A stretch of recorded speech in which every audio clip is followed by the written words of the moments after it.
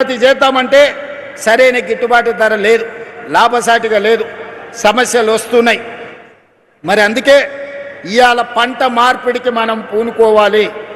ప్రభుత్వం రైతులను ప్రోత్సహించాలి, మిల్లెట్స్ పండించాలి, కూరగాయలు పండించాలి, పండ్లు పండించాలి. ఈరోజు పాలకూర లాంటి ఆకుకూరలన్నిటిని కూడా మనం పండించాలి.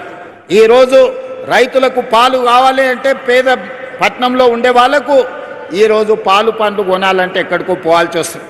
వీటన్నిటినీ ఈరోజు మన పంట మార్పిడి ద్వారా రైతులకు అన్ని అవకాశాలు కల్పించాలి. రైతులను ప్రోత్సహించడానికి ప్రణాళికలు సిద్ధం చేయాలి.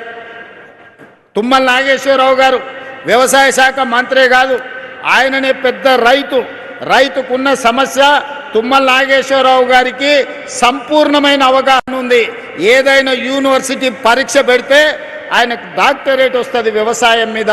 వ్యవసాయంలో ఆయన ప్రజాప్రతినిధిగా ఉంటే ప్రజలల్లో ఉంటాడు, ప్రజాప్రతినిధిగా లేకపోతే వ్యవసాయ పొలాలల్లో లొంగి కట్టుకొని వ్యవసాయ పనుల మీద ఉంటాడు.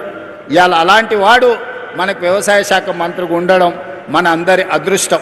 అందుకే తుమ్మల నాగేశ్వరరావు గారికి నేను విజ్ఞప్తి చేస్తున్నా, పంట మార్పిడికి అవసరమైన ప్రణాళికలు తీసుకురండి. కేంద్ర ప్రభుత్వంతో మాట్లాడదాం, మోడీ గారిని అడుగుదాం. మిత్రుడు రఘునందన్ రావు గారు ఉన్నారు, కిషన్ రెడ్డి గారు ఉన్నారు, బండి సంజయ్ గారు ఉన్నారు, 8 మంది ఎంపీలు ఉన్నారు. తెలంగాణ రాష్ట్రంలో పంట మార్పిడి ద్వారా రైతులకు లాభసాటిగా కేంద్ర ప్రభుత్వం రాష్ట్ర ప్రభుత్వం కలిసి మెలిసి ఏ విధంగా లాభసాటిగా చేద్దాం, రైతులు తలెత్తుకొని నిలబడే విధంగా, రైతులు పండించిన పంటకు లాభసాటిగా ధరలు వచ్చే విధంగా ఈరోజు పామాయిల్ పండిస్తే 4 సంవత్సరాలు మనకు రిజల్ట్ రాదు అని చెప్తున్నారు. 4 ఏళ్ళు మరి రైతు ఎట్లుండాలంటే రైతును ఆదుకోవాల్సిన అవసరం ఉంది అని ఇంతకుముందు మిత్రులు చెప్పారు. అందుకే కేంద్ర ప్రభుత్వంతో పాటు కేంద్ర ప్రభుత్వం రూపాయి ఇస్తే తెలంగాణ నుంచి కూడా ఇంకో రూపాయి తోడేసి ఆ 2 రూపాయలు రైతుకి 4 ఏళ్ళు బతకడానికి, జీవనం సాగించడానికి సహకారం అందిస్తాం. పామాయిల్ ఫ్యాక్టరీలు కడదాం. ఈ వేదిక మీద నుంచి తుమ్మల నాగేశ్వరరావు గారికి నేను విజ్ఞప్తి చేస్తున్నా, మా కొడంగల్ అత్యంత వెనుకబడిన ప్రాంతం, అమాయకులు మంచోళ్ళు, అడగడం కూడా రానోళ్ళు. అందుకే ఇవాళ నేను బాధ్యత ఎక్కువ తీసుకోవాల్సి వచ్చింది. చాలా రోజుల నుంచి ఉపాసం అన్నారు, 1 పూట తిని బతికాను.